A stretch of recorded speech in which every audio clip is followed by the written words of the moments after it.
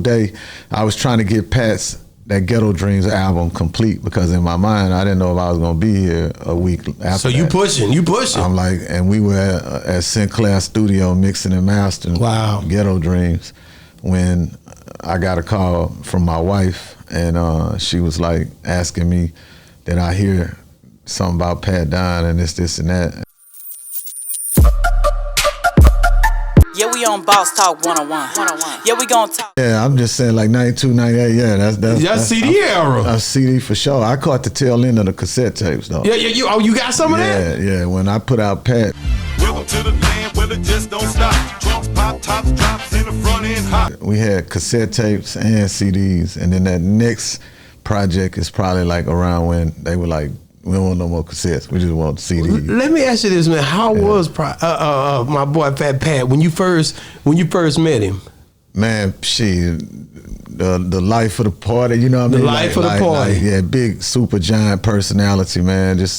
Just like you would think. Just like his music, that's really how he carried himself, man. A showman, always putting on a show, you know. Yeah. Always grandstanding. He gonna command the whole room because he big dude with a deep voice. And I'm so cold in the game. Southside players screw up, click, man. And well spoken with words. Would you say he the first one that had that singing, like he was harmonizing hard, man? You can be my baby if you keep it real. One love for what the. And I hadn't really never of course you heard you got Ronnie Spencer, which he was doing his thing, but a little older. But the way he was doing it, the I'ma Come Down and all that, was that Fat Pat originally? Nah, that was like a couple of them things, man. We was waiting on some Billy Cooks or some shout out or some Big Mo to come in and sing it, and Pat, he would sing. He put it there as a placement. Okay. On some of the songs, you know what I'm saying, that he sing on, but then we end up just sticking with it, you know what I'm saying? Body rock, go on, shake it, go on, break it, body rock with me. Wow. Yeah, Pat's super talented, man. Very, very.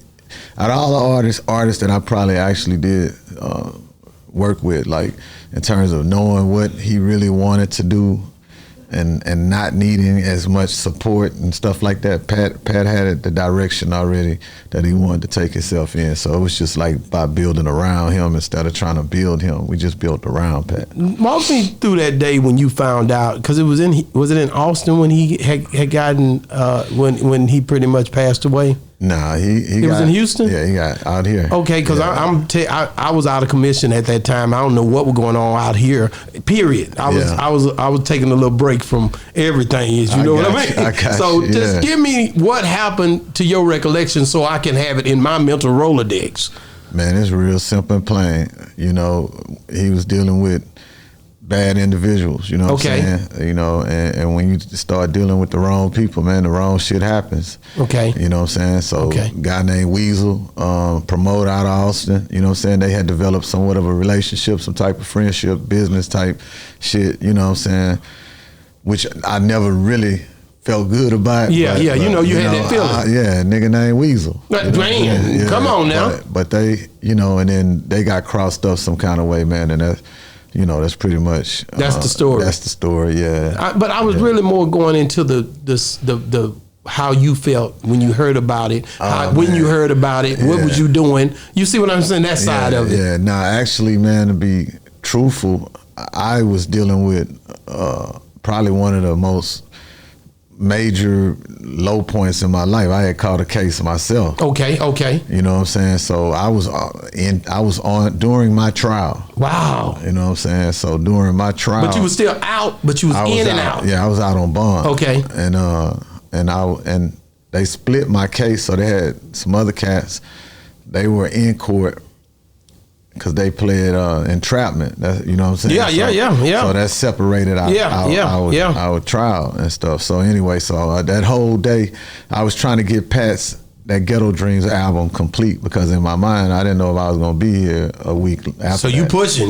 I'm like, and we were at Sinclair Studio mixing and mastering Ghetto Dreams when I got a call from my wife, and she was like asking me, did I hear something about Pat Don and this and that, and I was like, nah, I don't know that. I say, but my stomach been queasy all day. Yeah. And I thought it was because they was talking about me in that courtroom. You know, Yeah. When you waiting on trial, you have a lot of queasy days anyway. Yes, so it ain't like it could have been anything. But when she told me that, I knew what it was. You knew. Yeah. So man, it was a major loss at a low point. I ain't know, business wise and all that. It was a very low point for me right then. Did you, all right, and like for you, he was a big part of the puzzle right then.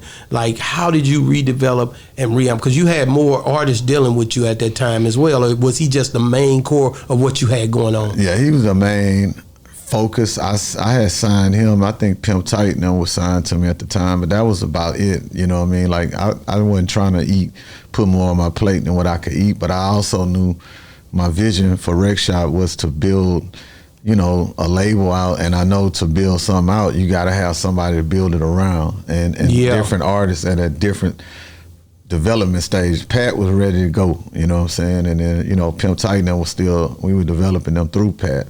So when I lost Pat, you know what I'm saying, that I it just made us become more creative. It made me really start working on building my brand and not just building up artists. It made me see things I probably would not have saw quick as I did. I was forced to see, like, how am I gonna continue to keep this business going? So, we did another Pat record, then we came back, and you know what I'm saying, and around that time I was like, damn, let me see. And then ESG came to me. Yeah, we on Boss Talk 101. Yeah, we gonna talk.